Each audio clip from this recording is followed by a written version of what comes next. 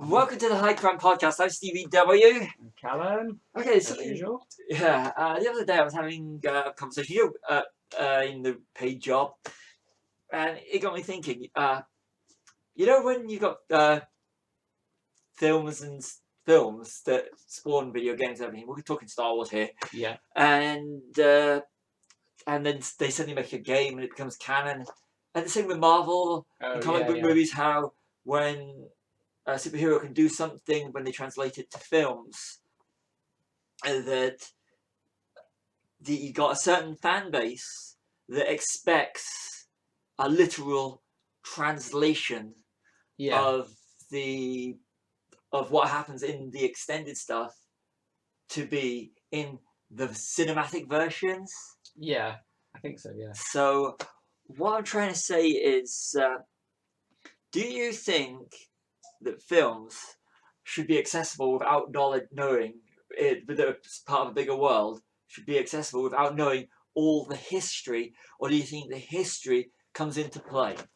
See, now this is a debate I've had loads of times with other friends as well as you, but I just think, I don't know, I think it depends what type of expanded stuff you're talking about, because when you're talking about something like Lord of the Rings, then I think all the backstory that Tolkien created for that is too top heavy. So like he's released all that expanded universe and you can read it or you don't have to read it, that's fine.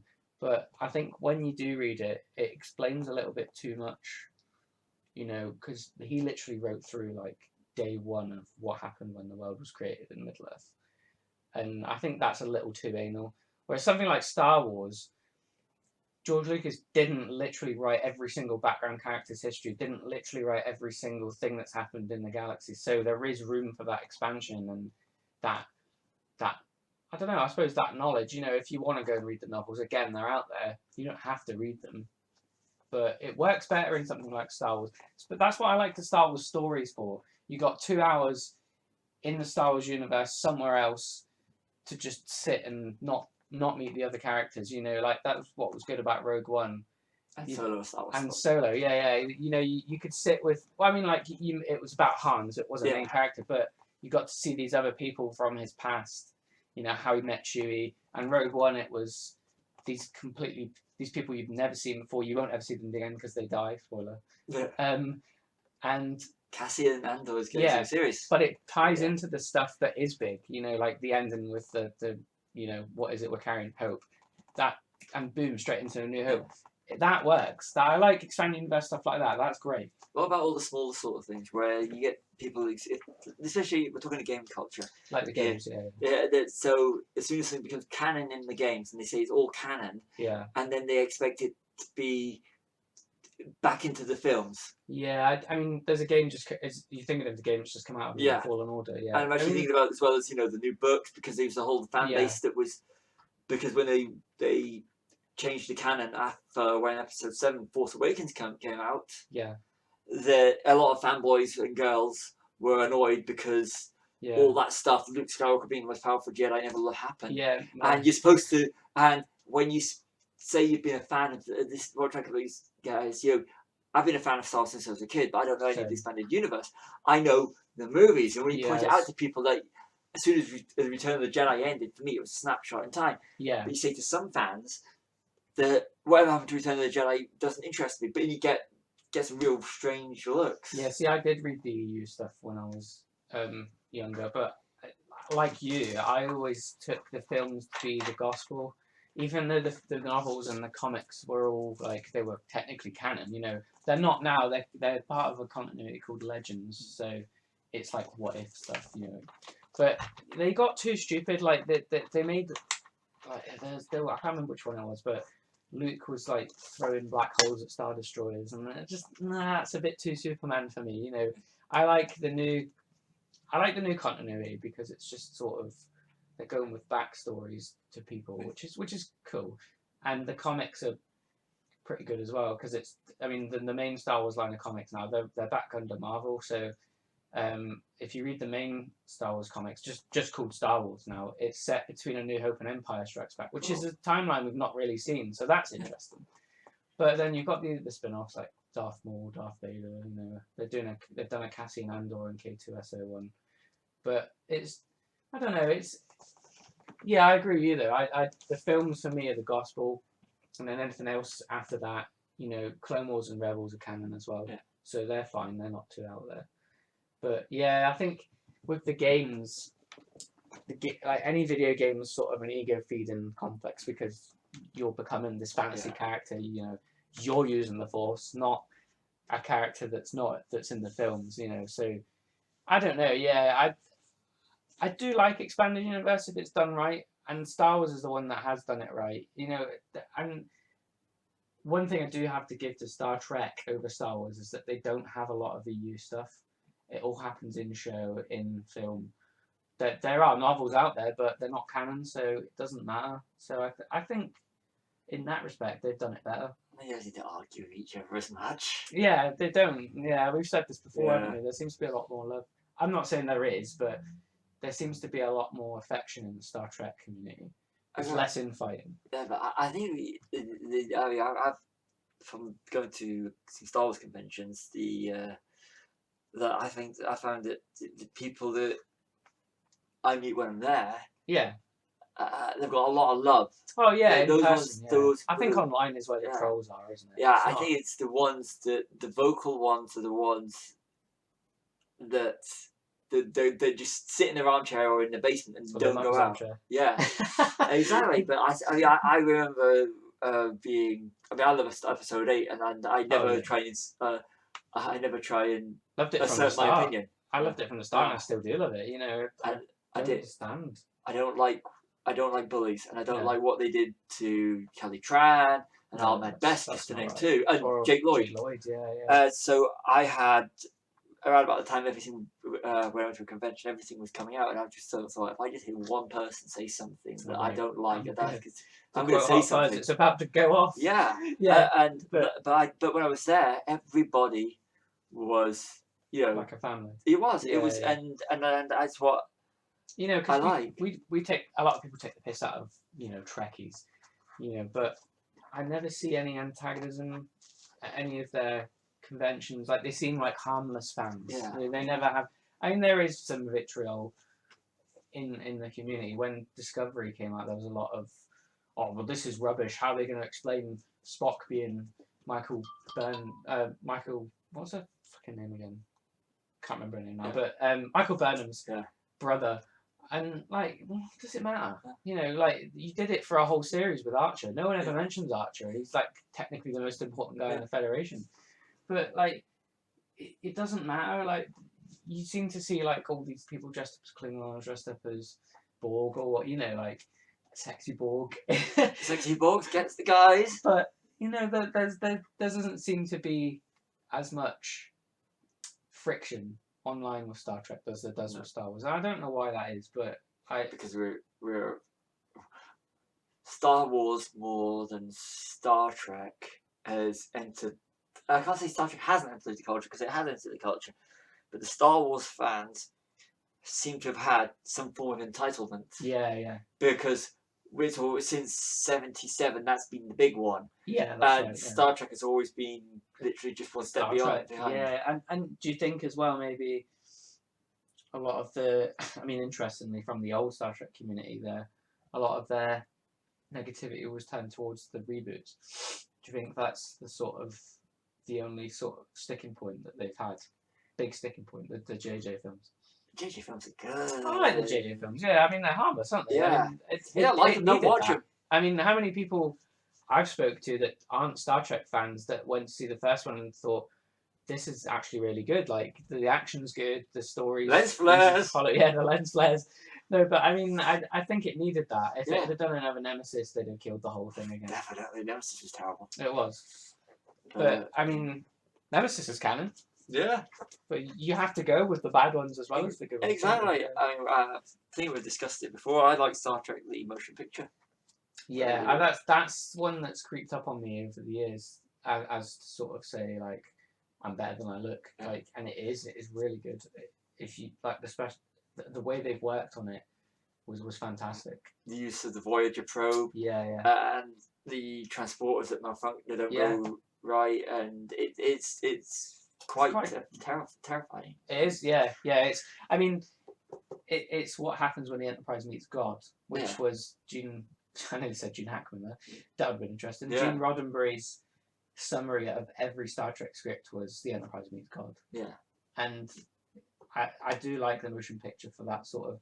It's the exploring thing, isn't it? You know, that's what Star Trek. When Star Trek does that, it does it best. You know, it's your mission. You go, no one has done before. I mean, it's ironic. I do find Wrath of Khan to be my favorite, but I don't know. Is it the best?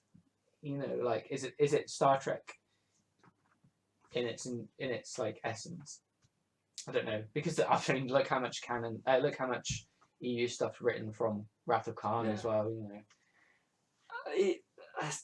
Khan is a lot like First Contact. It's the action film after the down balls to the wall one. After the more Star Trek TV series version with Generations and motion picture. Yeah.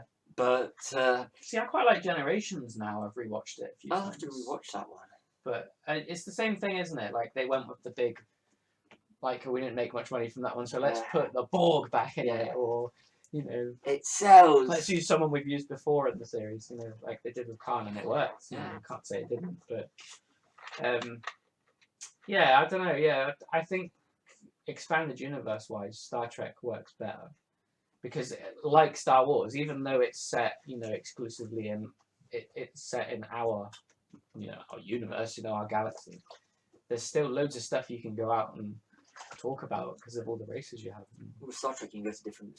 You can go to different ships. Yeah. Not just the Enterprise. Oh yeah, I mean there's thousands, isn't there? Yeah. I mean you could potentially go on. And you don't have to actually have links to anything else. No, I mean they tend to do that a little bit. I mean Discovery kind of fell into that trap, you know, where you know you could have had this ship that wasn't linked to anyone, but you know they had to make Michael Burnham Spock's Septis. And if you haven't seen the latest season, I won't spoil it, but they do kind of try and explain why no one's ever heard of Discovery at the end of the second season. But I think it was just nice to see Star Trek again on telly, you know, and I'm fucking pumped for Picard. Yes. You know, if you are going to do another series again, do next series. Why not? That is definitely so true. I am looking forward to that Amazon in January. That's a good example of doing the expanded universe of Star Trek years later the right way. The thought about what's difference between Star Wars and Star Trek is the fact that Star Trek is essentially a visual medium in the sense that it's TV and movies. Yes. You haven't got to really worry about the gaming culture, so much the comic book culture. You haven't got it splintered down so much that you're going to have a little niche audience that's going to go and start causing crap. I think one of the problems with your bigger franchises, like your Star Trek, your comic book ones that do go into films and video games and spin-off films like your Batman universe, your DCEU, whatever they call it now, is there's so much. Well, in Arkham, whatever the game is called, in the Batman game, Batman does this and the Joker does this and whoever does this. But in the comic books, they do this. Then you got in the movies, they do this. Then you got in the trading cards, they do this. Then you've got literal, you've got the big. You got it as a whole, and you got it splintered off. And I think the more little, I suppose, to use a term which I'm actually stealing from Ready Player One, to clan up. You've got all the little niches. I like that. Yeah. You've got all the little niches all battling out. So when you've got your Star Wars community, you've got gamers. Because I spoke to gamers who know I'm a Star Wars fan. I go, "Oh, do you play?" I don't play games. And I say, "You pumped up for number 9?" "Oh, I haven't seen 8. I haven't seen 8, or I haven't seen Solo, or I haven't seen Rogue One, or I haven't seen 7. And you're just thinking, you spent how much money on a video game which you're going to spend hours of your life doing, and you're not going to sit down for 2.5 hours just to watch a film of a thing that you claim to love. Yeah. There's no logic. No, I know. I mean, if you haven't played Fallen Order, it is good. I mean, the ending's worth it just for the price of admission. But it's set between episode 3 and 4, which we were just saying earlier. Whenever there's expanded universe stuff, it seems to be set then. Yeah. You know, it's the period, you know, the dark times. And I think nothing has done it as well as Rebels, actually, if I'm honest. You know, I never thought I'd say an animated Star Wars series would have done. But then when Clone Wars came out, I thought, this is Star Wars again. This is the fun, the adventure, you know. It was the best thing that happened until Episode 7 and until I thought the prequels were good again. You know, it's just... I mean, if you haven't seen Clone Wars or Rebels, watch them. The storytelling and the writing, Dave Filoni's a genius. He's fantastic. I'm actually at the end of March when Disney Plus. I will be sitting down and binge watching them. Oh yeah, they'll be on there. Yeah, that's right. Yeah. I mean, for me, it's Rogue One over Episode 7 because I enjoyed 7, but Rogue One is after 2005. Because I don't do games and I didn't do the animated, and I thought that the merchandise went downhill, and I think it still hasn't recovered. But between Revenge of the Sith and after Revenge of the Sith, the one Star Wars film that actually made me go, yes, this is why I loved Star Wars in the first place, was Rogue One. Right from the start, and actually seeing Grand Moff Tarkin. And the ending with the Princess Leia and Vader is a bit where he's going through the ship. Yeah, and that's just superb. That was it's the little things as well, like seeing the stormtroopers again, classic stormtroopers, and and TIE fighters, and hearing the TIE fighter sound, and Ponda Baba. On that thing and go, there's another thing which... and just the X-wings and Y-wings. That's Star Wars language almost, isn't it? It's in the lexicon, and seeing Vader going apeshit with a bunch of rebels. We always wanted to see what Vader could do to other people. We've heard his reputation, and we've always heard like, oh my god, it's Darth Vader. Like, we don't want to mess with him. Like, why? What can he do? Well, we've seen him fight Luke, and we've seen what he can do lightsaber wise. But it was just cool, like seeing, that. So when those lights went out and you hear the breathing, I just thought, oh my god, they are gonna do it. Yes. And it was such a good sequence because Vader should be terrifying to these grunts. This should be the guy that they're scared to see. Because they're never going to see the Emperor. He's never going to come to the ground, does he, and fight. It was just, Rogue One did expand the universe fantastic. You think about Darth Vader, and I mean, I hope I'm right here, because like I said, I don't do the expanded stuff. He has apprentices, and he does this and does that, and everybody doesn't anymore. Yeah, but he has had all these things, and he's done so many things, and you get people who go, oh well, in this next Star Wars thing, this is going to happen because Vader's got this, Vader's got that, and they're going to have to put that into it, and you go, well, it doesn't, because you have to remember the general public don't want to know about this. No, or don't know about it. Yeah. Like you what I call the armchair Star Wars fan. Which are perfectly valid. Yeah. There's certain franchises that I'm an armchair fan of, but it's just expanded universe stuff should be there if you want to look at it. Yeah. And if it fits in, then that's fine. And if I came to you and said, read this book, it's so good. I know you don't like EU stuff, but it's really good. It explains this character really perfectly. That's what it should be like. It should be word of mouth stuff. And like you say about Vader having apprentices, they tried that before with ironically with the video games. But he kind of doesn't have apprentices, but in Rebels there's the Inquisitors, who are like the ground soldiers that he commands.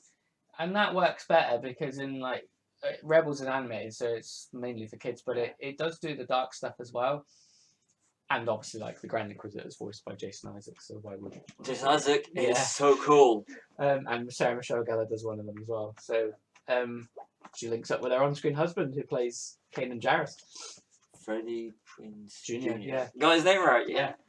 But, that sort of stuff's cool, because you're more sort of going, who's doing their voice? Yeah. Oh my god, that's cool. Yeah. I like that.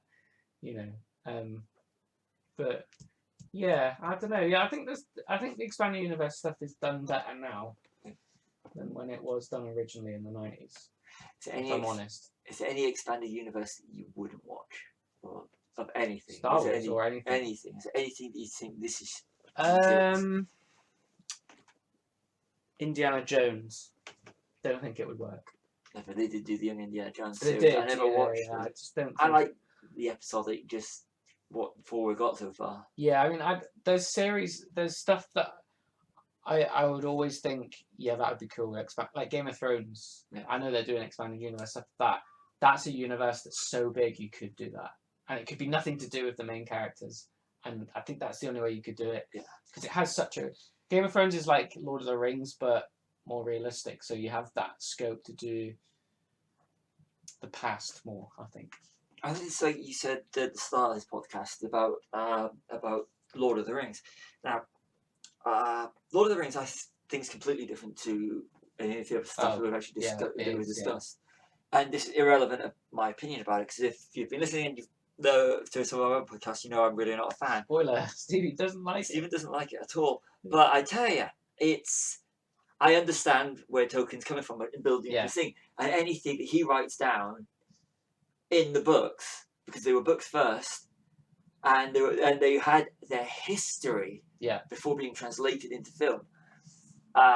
Because it's all one person, it's all canon. Yes, it's mine. It's all canon. Yeah. So anything there, if you watch the films and then you take from it, you can go back and explore it. That kind of thing, because it's one person's vision, to me has more. I'd be more inclined to read Lord of the Rings to find out more about the characters in the 6 films than I would be to read someone else's interpretation of, say, Star Wars. And I love my Star Wars for the pure and simple reason it's the mindset of the creator, and where the creator, he obviously thought it was important to do it. But having said that, I think The Watchmen is a fantastic piece of work. The comic book is, and the movie's absolutely fantastic as well. I truly love Zack Snyder's Watchmen. And I started watching the Damon Lindelof's Watchmen TV series, and the first episode, it blew me away. I thought, you know what, see if they can keep this up. And I know a lot of people, especially Alan Moore, wouldn't see it as being canon, because it's no one that's, I mean, this directly, to my knowledge, involved, Alan Moore and Dave Gibbons. They're not involved with it. No. But they took the characters and they've done something special in that universe.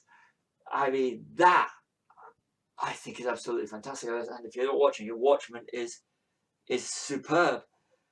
The TV series. I mean, as of recording, we've got 2 more episodes left, and every week I think we're going to do a bad one. But so far, every week I watch it and I'm going, wow, this is fantastic. And I know the Doomsday Clock spin-off as well. Yeah. And so that kind of thing is while we're on the subject of expanded universe, I think, if I'm really honest, I think they work better with TV series because you have that scope to expand. I mean, something else, a series that I love that's based on just one book but has expanded it fantastically is Man in the High Castle. And if you do get the chance to watch it, if you've got Amazon Prime, it's absolutely fantastic what they've done with it, because the TV series, I mean, it's finished now, but it has the expansive medium to do that. Especially with streaming now, you can have a whole lot and watch it in one go, and when big companies like Netflix and Amazon, this is where Netflix and Amazon owning a lot does come into an advantage, because they have the money to have swearing, to have the blood. I'm not saying that's essential, but there's no restriction on age now. There used to be, I think TV was very age restricted years ago, and it's all down to parents now. Yeah, of course. Watch it, really. I mean, but streaming gives you that. I think it gives you that EU sort of freedom, with expanded universe freedom to do with what you will. Whereas with films, you're limited for 2 hours. So it's more like 2.5 hours nowadays. The average runtime. The average runtime seems to be 2.5 hours on all these things, which kind of annoys me at the moment, to be honest with you. Yeah, no, but I mean, essentially, TV gives you that broader scope to expand on your characters, doesn't it? And we're actually seeing the reverse of that now as well, where TV shows years ago that were either cancelled or didn't get a long enough gestation period, they're making movies of it. Yeah. They're doing it with Deadwood. I love Deadwood. That was cancelled way too early, and they're making a movie. They did it with Breaking Bad. Not a fan, but it seems to work. And Yeah, I think the expanded universe argument's going to go on and on, isn't it? Yeah, it's I think most of the it depends. So it depends. I think it depends on the fan bases. Yeah, because in bickering and the ones that expect something you to know about everything, and you do get some fanboys and girls look down on others just because they don't know who such and such is or thing. And I think that's my I suppose my big issue is when something gets so big that people you're supposed to know everything else and they can't. Some people are wired that they want everything to be it's got to be done like this because this is how it's done, and if it's not done like this, you see, was it in X-Men was it Cyclops to Logan, what would you prefer, yellow spandex? A little nod to the referring you've got to have the characters looking like this. You can't have it. So that's what I like about what Marvel do. Is they take the costumes and put it more realistic. Whereas whereas something like Wonder Woman, which has always been Gal Gadot's fine, unreal. And but they always I don't like the way that the impracticality of her costume, and that's. And even with the Harley Quinn, it's more done for titillation, in my opinion. Oh yeah, 100%. But the funny thing is, the fanboys don't actually mind about that.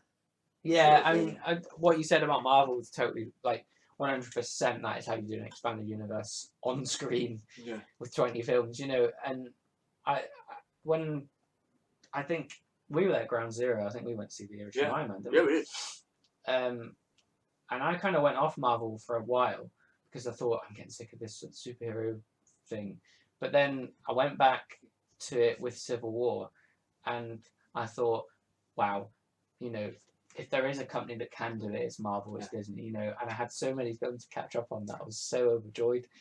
And then I followed them all since, And it's like you say about the costumes as well. That's one thing they do amazingly well. I mean, I don't particularly like Captain America as a character, but he's won me over now through the films because his Winter Soldier costume is fantastic. I love that. It's so practical, and it looks like something they would come up with if a superhero came out now that a country was backing. And I just think Thor's costumes as well. There's so much love in the MCU. Even in the bad films, you can watch not bad films, but like the weaker films. Yeah. How did you know? The weaker films, you can watch them and still know that they put love into it. And what I like about them is that Marvel take the piss out of themselves. I mean, Endgame, of all the time periods they went back to, they went back to the Dark Cloud. And they had a laugh. It's the difference. They had a laugh. Both all explaining it all. About his mother and his girlfriend. And it was nice. It was a nice little moment. You know, to use the quote-unquote worst Marvel film to do that is genius. And I think the new Star Wars films have kind of adopted that attitude as well. They're fun again. And the prequels got a bit too dark for a bit. I like them again now. Politics. But George Lucas was teaching us a lesson. I was going to say that. It was, yeah. But I mean, at the time, maybe even when I was older, I was still a bit too young for Brexit in space. And he knew something that he was trying to teach us. No doubt. It works better now, prequels. But I mean, I know you think Episode 7's the weakest, don't you? But modern day one. The modern day ones, the new trilogy, or the sequel trilogy as they call it now. But I actually, that was the first time I came out of the cinema and I was like, Star Wars is back. 100%. Like, don't care what you're saying. Star Wars has come back. The highlight for 7 for me was... The fun is back. The highlight for 7 for me was killing off Han Solo. Yeah. Because I didn't remember the next 5 minutes of the film because I was sitting there enjoying the film. Then boom! And I was like, shock. Whoa. But you have to admit, it's a fun film. It is a fun film. And it brought back the fun of the original. Episode 4! Yeah, of course it is.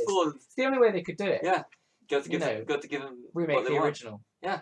But not explicitly. And having Domhnall Gleeson as General Hux, who's absolutely superb in Hate as well. And like we always say about Kylo Ren, Adam Driver's a fucking fantastic actor. Oh, he is. And he's a fantastic actor because he's played a character that we both think is abysmal as a person. Yeah, we don't. That's what I clarify. And that's okay. We like his. We characters. You're supposed to hate certain characters. Yeah, and we hate him in. Hate's a strong word, but because we're talking about a fictional character, he's a horrible person. He is a very horrible person. Yeah, killed his father. Yeah. What more could you know? And he's a whiny little as well. Shitbag, yeah. But the thing is, I would love to meet Adam Driver. Yeah, he's such a versatile guy, isn't he? I mean, it's like, for instance, like one of our great child. Well, yeah, you would have been a child as well. Classics, RoboCop was just re-released, and I cannot stand Clarence Boddicker. I think he's a horrible, horrible person, and he used to scare me when I was a kid. But I love Kurtwood Smith. Yeah. You know, the way he brings that character. And Ray Fiennes. I was going to say Ronnie Cox as Dave Jones. Can't stand the guy in that. But he's great at playing these guys that you hate. That means you need that. Yeah. Ray Fiennes in Schindler's List. Oh, Ray Fiennes, yeah. I absolutely love Ray Fiennes, but I hate him in Schindler's List. Yeah. And if you can take someone like that and make you so vehemently hate them. Yeah, that's great acting. Yeah. I remember watching. We're going off the subject, but walking out Schindler's List, really disliking him. Yeah. Then it takes you a while to process it. Going, I don't. He's done his job. Yeah. Yeah. And that's the superb thing. You know, if you go, I'm looking forward to seeing where they're going to go with Kylo in the new one. But if it's not the way I want it to go, I'm not going to kick up a stink and go, well, that's not how I wanted my film to end or anything like that. But this is what we are now we're going to get into because people are going to say, well, they could have done it this because in the expanded universe, this happens to this character, this happens. They could have. So I guarantee you, by the time you get home from the cinema, there's going to already be some online.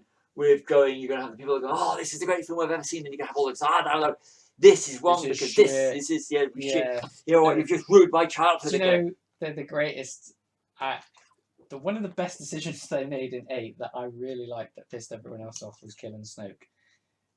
Because you don't need him. No. Me and you said this from the start as well, and I've said it with a few other friends. And I've had, people have also said to me, convinced me with their opinions of the opposite, that here's what I would have liked to have seen with Snoke. And I've had conversations with people that are, that won't go off the fly off the handle, that have convinced me, that there's certain people that didn't like Snoke being killed, but they explained why they didn't like it. And they said, I'd like to have seen a backstory, but I'm okay that they've killed him off.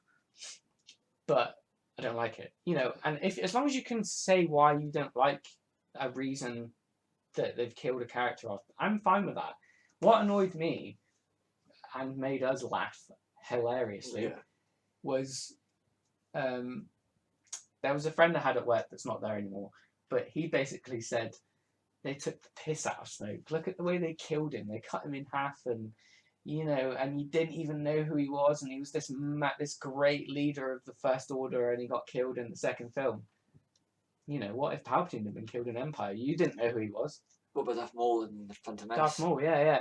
Sometimes it gives them more impact because you think, they've been killed, but still cool. Yeah. Snoke's still a cool character. Voiced by... and Andy Serkis is a fucking cool guy. Oh, he's brilliant. But is there not part of you that didn't think, I don't actually care? No, I actually didn't. I was... First viewing, I was just going along with the ride. Same. I was and too emotionally invested in all the characters. In what's going on, and that's what should happen. It happened. I wasn't I couldn't give 2 fucks. No, I was too without using awful language, but I was more worried about the princess that got shot out of the start of the Snoke. I was because I remember sitting there in the seat going, so when she gets sucked out. Yeah. And I was like, so this is it. And it's like, oh, knocked out of me. It was. You were there was a group of 2 of us. Four of us. Yeah. There was like 2 friends and 2 friends. Yeah. We're all friends. Yeah. I mean. Yeah. I looked at my friend next to me and I was like, did that just happen? Yeah. Like, what the fuck just happened there? And when she sort of comes back to life. Well, not comes back to life. She wasn't dead. No. Like the Leia theme comes on, you're like. Yeah, I was like. Because I'd heard they hadn't killed her off. Yeah. You know, not out of respect, but like, you know, just they know they weren't going to kill her anyway, whether she was dead or not, the real person. And I thought, I'm glad they didn't reshoot that or do anything to change. Same with Snoke. I'm glad they didn't sort of, because fanboys bitch, they didn't go back and change it. Because he doesn't matter. And it's a war. Leaders die in war for no reason. And you can't, like Roosevelt, if Roosevelt was assassinated, say, which interestingly is the hinge, what causes the alternate reality in Man in the High Castle. But anyway, if he died in real life, we wouldn't know any different. No. And we wouldn't be able to go back and say, like, real life does, you know, things do happen in real life and you can't change them. If Palpatine had died in episode 5 back in the day, or in episode 6 earlier, we wouldn't know any different. It's only because we have the prequels that we have this backstory for Palpatine that we care. If that had happened with Snoke, you know, it doesn't bother me. Like Boba Fett going out like a reaction. Yeah. Jedi. The mystique. Like, you can go back and have a prequel about Boba Fett, and he's still cool. You know, but I don't think it's worth losing your shit over, is it really? I remember. I'm not gonna name names because I remember when 8 came out. And I was like looking at fan reactions, and there's one channel which I'm not gonna name. Oh yeah, you showed me, didn't you? Yeah, because it wound me up, and I actually analysed why it wound me up. You can't see us, but the way we're sitting right now is we're not sitting in front of a camera. We're just basically sitting around a table and shooting the shit. Yeah. And these people, it's this channel, and they're just looking into the camera. You got one guy in the middle who's obviously the boss, and they're all just talking about why they hate the film. And it was 20 reasons why Episode 8 sucks. Not honest review of Episode 8. What's good, what's bad. How can 5 people sitting around a table have the same opinion as them? Because that's boring. I'm sorry. There's points in Episode 8 I don't particularly think are great. I still love the film though. Yeah, me and you have had this out. It's Canto Bight. Yeah. I like Canto Bight. Yeah, I mean, for you, you've explained why you like it. Right? Yeah, it's the relief from what's happening. It's also taking the whole thing off Carrie dying. Yeah. There's some fun. And I get that. 100% I get. It's just for me, I think the sequence is a bit stuck in. No disrespect. No. I just think, and you've agreed with me, like, that you see why I don't like it. It does feel a bit tacked on, but I could learn to love it. But when we do this, I find it, you know, if we've got the same, we found it. If you want to listen to a podcast, which in under 10 minutes is Batman versus Batman, that's Batman. When we couldn't quite find a point to disagree. We couldn't. Yeah, it's like we both like Michael Keaton, and when you've got that, it's all the same. But we do disagree now that we don't. I can't stand Christian Bale as an actor as well. Yeah. But you've also, you know, we have a disagreement there because you like him because of Le Mans. I like Le Mans 66 or Ford versus Ferrari. Which I've yet to see if it changes my mind. Superb. But yeah, let me take everyone back as well to The Dark Knight, which is a film that everyone thinks is amazing, and it is. You know, now I think, you know, it annoyed me, the hype, and it kind of, the reason it annoys me now is because it's taken my focus off of the real tragedy, which is losing Heath Ledger, an actor of that caliber, you know. And when we rewatched the interrogation scene, and you said to me, "This is why I got upset," that he's not here anymore. And I thought, yeah, 100%. Like, you know, I don't like Christian Bale at all, but in that scene, they play off each other so well, and it's sad that he's not here. Yeah. They would have made. That's Batman. Yeah. That is Batman. Yeah. He loses his. Pardon language. He loses his shit. Yeah. Boom. Yeah. And it works. It takes. There's nothing you can threaten me with. Yeah. That's Joker and Batman summed up. Yeah. They have to exist together, and they have to hate each other, and there is no way they can be there without, you know, like that dichotomy. But like that's the great thing about film, and it should do that, you know. And whether you like episode 8 or not, as long as you are not disrespectful, as long as you can explain why you don't like episode 8, I will 100% be your friend, and I will say, I will 100% sit down and say, that's fine, you've explained. I don't mind. It's when you get people. It's when you say, don't like it, nah, never will, don't care, carry for instead. You know, that sort of stuff annoys me. And I just won't speak to you. Oh. If you think like that if you think that Game of Thrones season 8 again, if you think that they should do what you want after you've signed a petition and said, don't like it, change it, nah, shit. That's not right. Like, people put their work hours and their life into making that. Whether you don't like it or do like it, what George R.R. Martin and Sophie Turner said really resonated with me. Yeah. You can not like it, that's fine. We have our own opinions on it that we won't say.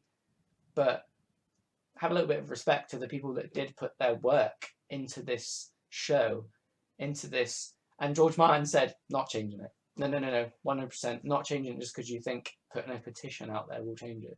Yeah, going back to Sophie Turner, Sorry, I took the reins a little bit. No. I just wanted to. As I'm not a fan of. Never really watched it, but I will watch Game of Thrones because everyone says I've got to watch it. Oh yeah, you need to. Yeah. But it's what Sophie Turner said. It really resonated with me because I don't like it when people don't show respect. You haven't got your way.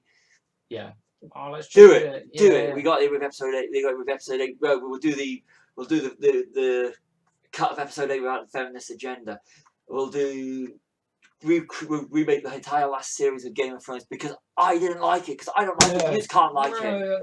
And it is so disrespectful to people who put all their time into making something for people to enjoy. If you don't like their job, you know, like their livelihood. Yeah.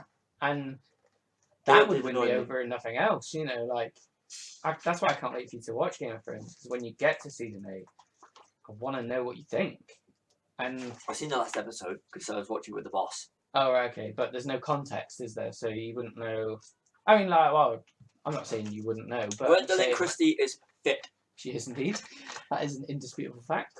But yeah, that's why I want you to watch the rest of the episode so it fits together like a jigsaw puzzle, and then you can say to me 100%, I do like it or I don't like it. I heard David Bradley plays a horrible person in it, so I'm kind of like interested in that. Yeah, like, off subject. No. But if one of the great things I've ever seen in my life is seeing Maisie Turner play David Bradley play Maisie Turner. It's great. It's so good. No, sorry, the other way around. Sorry. You know, David Bradley as an actor playing Maisie Turner playing David Bradley. It's one of the greatest things you'll ever see. That sounds very Monty Python. It's really, really women good. Playing men men playing women playing men. That sounds very. It's that skill that actors, when actors deliver that skill, that they can interchange. I like Maisie Turner as well. I like Maisie Turner, yeah. But I mean, when you see actors... Maisie Williams, sorry. Maisie Williams. That's what people call them, isn't it? Because they're so... they grew up together kind of thing. But yeah, when actors can play actor... You know, when an actor can play an actor as themselves, that's fantastic. Yeah. I love that when they can sort of interchange. And that was a bit off subject, but, you know, like... yeah. I don't know, I'm spent now. Yeah. And I'm spent. So that was a little bit of a ranty one, but yeah, we're entitled to do this. You know, like considering we made it up on the spot. Yeah, no, but it's good. Like expanded universe is a touchy subject, isn't it? And it always has been. And when it is done right, it's good. Yeah. It's really good. But yeah, I don't know. Yeah, I've got nothing more to say. I think it's been a very. it's always, you know, when people can come together and say, they like a particular thing, and that they like, you know, they have ideas because it's so expansive. That's good. That's good. That's good expansionist. I would say my most closest for me is I've been to Doctor Who conventions. I've been to Star Wars conventions recently, and it was going to these because I know when Jodie Whittaker took over as the Doctor, when all the stuff of Episode 8, that I did think that there was a toxic side to the cultures, especially those two. And then when I go to these conventions, and it's not so much. I mean, all the people I've met that have actually appeared in the films and the TV series have all been absolutely incredible. I think that was fantastic.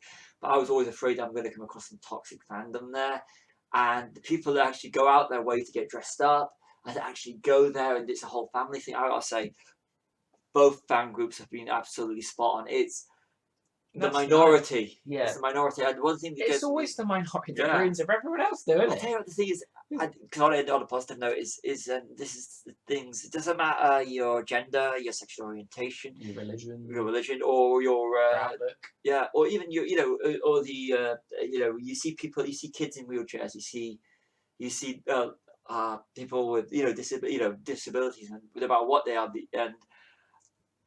and you from you're really young to you're really old, and I love how the real hardcore community, they all stick together, and they're loyal, and it's what I imagine Star Trek is. Star Trek do it more on a grander scale because they don't argue online with each other. They don't seem to, and if they do, they keep it private. Whereas all the other ones, they seem to let the world know that there's issues with the thing that they say that they love. And you should think how they think. Yeah. And what really got me this year at the Star Wars celebration was when Ahmed Best and Kelly Tran came on stage with doing for their little spots, and the pop the audience got from the audience, because the audience took it. I thought, like I did, when people do a malicious for no reason, I take it personally because it's bullying. I hate bullies. I hate bullying. That's my biggest thing, is I don't like bullies. And when you heard the pop that Kelly Tran and Ahmed Best got, and Jake Lloyd, Hayden Christensen's brilliant. And I see. I know what you mean. Though, like, it's not fair to bully people. And when I heard that, it kind of got me a bit emotional, knowing that there's people out there, the real fans, really the ones that love and show our love for these people. With it, like, we've got their back, and it's good. There's just good out there. Yeah, just don't go looking for it on the internet sometimes. Yeah. It's not right that, like, just because someone played a character and the way it was written, or like. It's not right. No, I mean, if I met Jake Lloyd, I wouldn't say to the guy, like, hate you. I would say, like, great that you're in, like, my favourite franchise of all time. I'll really, like, I'd still ask for a photo with the guy. He's cool. But, like, it's not right that people think because a fictional character was played wrong, I'm going to put all of my life into hating you. Why? Like, isn't there more important things you could hate than a fictional character? I know a lot of people don't really like a person that plays a fictional character. Like it. Yeah, sorry. You know what I mean. Like, I know a lot of people don't like Watto. And when I found out when I found out that Watto was going to be at a convention, Andy Secombe was going to be at a convention, the first thing that came to mind was, I have to meet Watto. I've had him until it actually slightly broke. I've got to fix it. I had Watto fridge magnet on my fridge since 1999. Yeah. I love Watto. And to find out, I said to my fiance, I said, Andy Secombe's going to be there, who plays Watto. And I was like, yes, can't wait to meet Watto. And it was, I got such a buzz. It's cool. It's like, I don't know, like, like you said about Daniel Logan. Oh, he's brilliant. He's one of the nicest actors I've ever met. And the way he is with fans, unbelievable. I makes you sort of like go back and rewatch the film that they're actually in, or like in the TV series. I love episode 2 anyway. Everybody knows that. Yeah, no, but like I went back and watched it, and I thought, I like Daniel Logan now. You know, like like that's made me sort of think, if they're nice to people in real life, I will 1000% give them another chance. I rank not then, but like give them a chance, as in like, I don't know. It's hard to explain, but I'm talking shit now. No, I just rank it. You know what I mean? Yeah. You know when people go about Boba Fett is so cool, and then we're like, yeah, Daniel Logan's even cooler. Yeah. Alright, he is. That's me having my little fanboy moment. But you have like Jeremy Bulloch. Oh, he's cool as well. You have Jeremy Bulloch, and now you have Daniel Logan to make them cool. Jeremy Bulloch, I mean, I know he's retired from the convention circuit, and last time I met him was in 2005 in Leicester. He was cool as well. He is cool, yeah. It's always good when that's the thing, when you got your an actor, when you got a character you really like, you really want him to be cool, and he was cool. They were both cool. Yeah. Nice that we're ending it on a positive note. Yeah, it is good. It's nice to end on a positive note all the time. Yeah. See you all in another High Ground podcast. Goodbye.